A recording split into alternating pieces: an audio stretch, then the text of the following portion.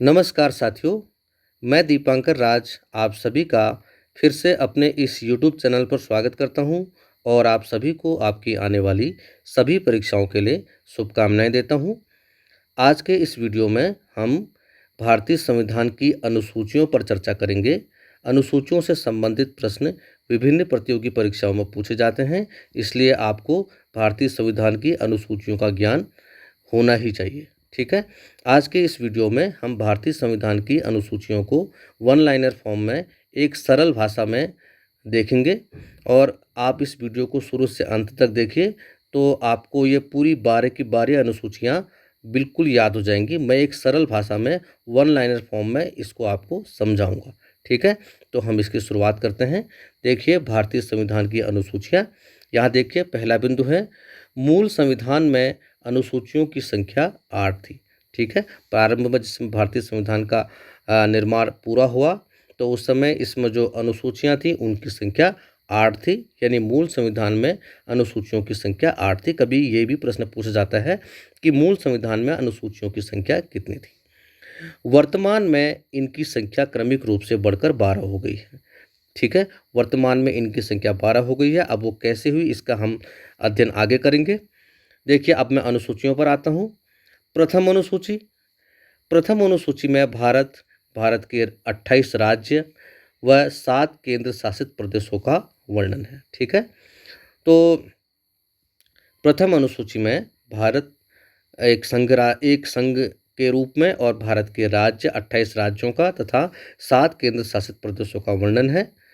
राज्यों की संख्या में परिवर्तन से प्रथम अनुसूची में बदलाव हो सकता है। ठीक है, तो क्योंकि पूर्व में 29 राज्य थे, अब 28 राज्य हैं, तो राज्यों की संख्या में परिवर्तन के द्वारा अनुसूची में भी परिवर्तन हो सकता है। ठीक है, अब मैं द्वितीय अनुसूची में आता हूँ। द्वितीय अनुसूची, द्वितीय अनुसूची में जो राजनेता हैं और राष्ट्रपति, प्रधानमंत्री या विभिन्न संवैधानिक जो पदाधिकारी हैं, विभिन्न संवैधानिक पदाधिकारियों के वेतन व भत्तों का इसमें वर्णन है।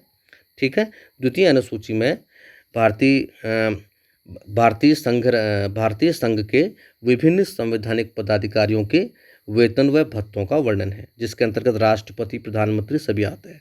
ठीक है, तृतीय अनुसूची में शपथ, ठीक है, संवैधानिक पदाधिकारियों के शपथ ग्रहण का इसमें वर्णन है।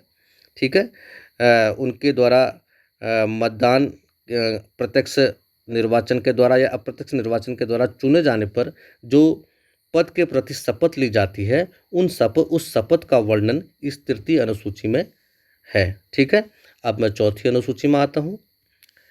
चौथी अनुसूची में राज्यसभा का वर्णन है। राज्यसभा में राज्य व केंद्र शासित प्रदेशों द्वारा चुने जाने वाले सदस्यों की संख्या का इसमें वर्णन है। ठीक है, आगे चलते हैं। अब मैं पांचवी अनुसूची में आता हूँ।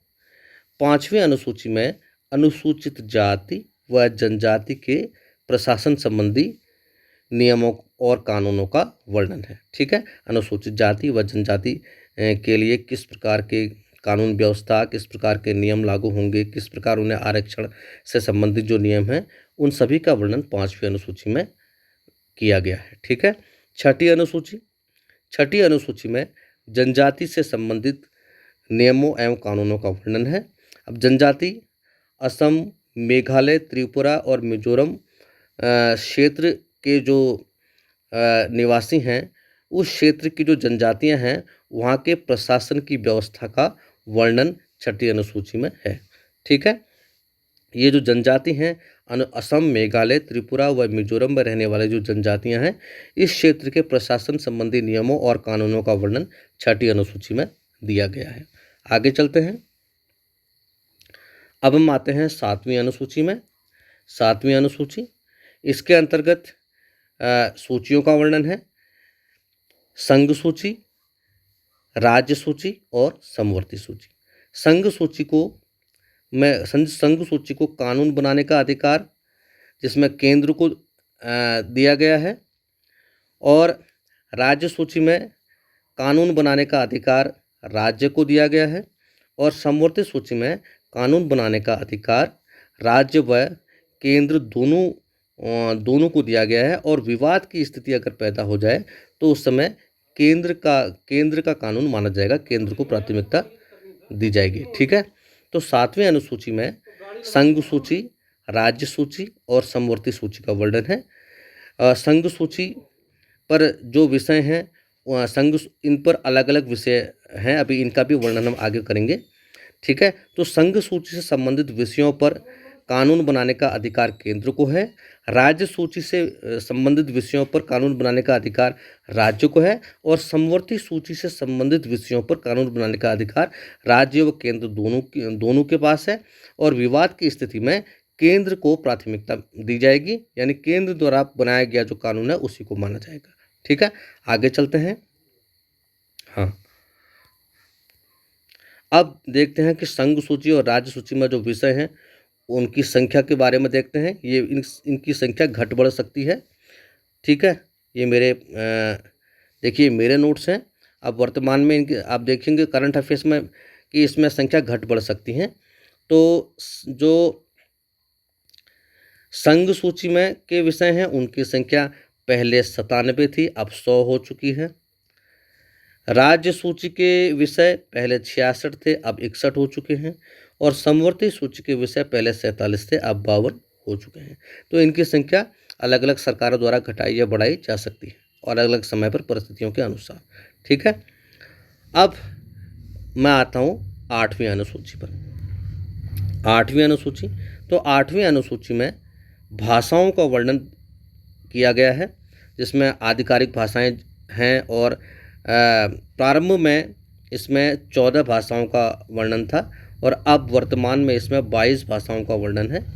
ये 8वीं अनुसूची में 22 भाषाओं को स्थान दिया गया है। ठीक है, अब मैं आता हूँ 9वीं अनुसूची। देखिए ये मूल संविधान में 8 अनुसूचियाँ थी, इनका वर्णन हम कर चुके हैं। उसके बाद धीरे धीरे जैसे कि संविधान संशोधन होते गए तो अनुसूचियों की संख्या बढ़ती गई। अब हम जो बाद में बढ़ी हुई अनुसूचियाँ हैं उनके बारे में देखते हैं। तो पहले है इसमें, देखिए यहाँ मैंने एक सारणी बना रखी है, अनुसूची, संविधान संशोधन, वर्ष, विषय और विशेषता। ठीक है, तो इसमें सबसे पहले 9वीं अनुसूची को देखते हैं। इसको पहले संविधान संशोधन द्वारा इसको संविधान में जोड़ा गया था, और यह संशोधन 1951 में हुआ था। 1951 में 9वीं अनुसूची को जोड़ा गया था, और इसके विषय थे भूमि सुधार से संबंधित विषय थे, और वर्तमान में 284 विषय इसमें हो चुके हैं। ठीक है, उस समय इसमें भूमि सुधार से संबंधित विषय थे 9वीं अनुसूची में, वर्तमान में इसमें 284 विषय हो चुके हैं। ठीक है, इसकी विशेषता क्या है? भूमि बंदोबस्त न्यायालय में चुनौती इनको नहीं दी जा सकती। प्रारंभ में, वर्तमान में इसे न्यायालय में चुनौती दी जा सकती है। ठीक है, तो प्रारंभ में इसमें भूमि बंदोबस्त व भूमि सुधार संबंधी नियम इसमें दिए गए थे, जिनको न्यायालय में चुनौती नहीं दी जा सकती थी। ठीक है, लेकिन वर्तमान में इन विषयों को भी न्यायालय में चुनौती दी जा सकती है। ठीक है, अब मैं आता हूँ 10वीं अनुसूची में। 10वीं अनुसूची, तो इसको संविधान में 52वें संविधान संशोधन द्वारा जोड़ा गया, और 1985 में इसको जोड़ा गया। ठीक है, और इसके अंतर्गत दल बदल संबंधी विषय रखे गए हैं, और इसकी विशेषता, चुनाव से पहले दल बदली संभव। ठीक है, चुनाव से पहले दल बदली संभव है, और चुनाव जीतने के बाद दल बदलने पर सदस्यता रिक्त मानी जाएगी। ठीक है, तो चुनाव से पहले दल बदल किया जा सकता है, लेकिन चुनाव जीतने के बाद अगर दल बदल किया जाता है तो उसकी सदस्यता रिक्त मानी जाती है, जो सदस्य दल बदल करता है। ठीक है, अब मैं आता हूँ 11वीं अनुसूची पे। तो ये 73वें संविधान संशोधन द्वारा संविधान में जोड़ी गई, और 1992 से 93 में जोड़ी गई। इसके तहत इसमें पंचायती व्यवस्था से संबंधित विषय रखे गए हैं, और इसके 29 कार्य क्षेत्र हैं। ठीक है, अगला है 12वीं अनुसूची, अंतिम अनुसूची। ये 74वें संविधान संशोधन द्वारा संविधान में जोड़ी गई, और 1992 से 93 के दौरान जोड़ी गई। इसके अंतर्गत नगर प्रशासन संबंधी नियम और कानून कानूनों का विवरण है और इसके अंतर्गत 18 कार्य क्षेत्र हैं। तो मैंने यहाँ 12 अनुसूचियों का एक संक्षिप्त विवरण आपके सामने प्रस्तुत किया है। आप इनको बार-बार देखेंगे तो ये आपको आसानी से याद हो जाएंगे। ठीक है, यहाँ देखिए, ये प्रथम अनुसूची से लेकर 12वीं अनुसूची तक मैंने यहाँ एक संक्षिप्त रूप में इनका विवरण मैंने आपके सामने प्रस्तुत किया है। आप इनको एक वन लाइनर फॉर्म में संक्षिप्त रूप से बार-बार अगर इस वीडियो को देखेंगे आपको याद हो जाएंगे। ठीक है, तो आप इस वीडियो को देखिए और अपने कमेंट्स आप कमेंट सेक्शन में जाकर लिख सकते हैं और ये वीडियो आपके ज़रूर काम आएगा। अगर ये वीडियो आपको अच्छा लगता है तो इसे लाइक कीजिए, शेयर कीजिए, मेरे चैनल को सब्सक्राइब कीजिए। बाकी की जानकारी आपको अगली वीडियो में, तब तक के लिए बहुत बहुत धन्यवाद आपका। नमस्कार।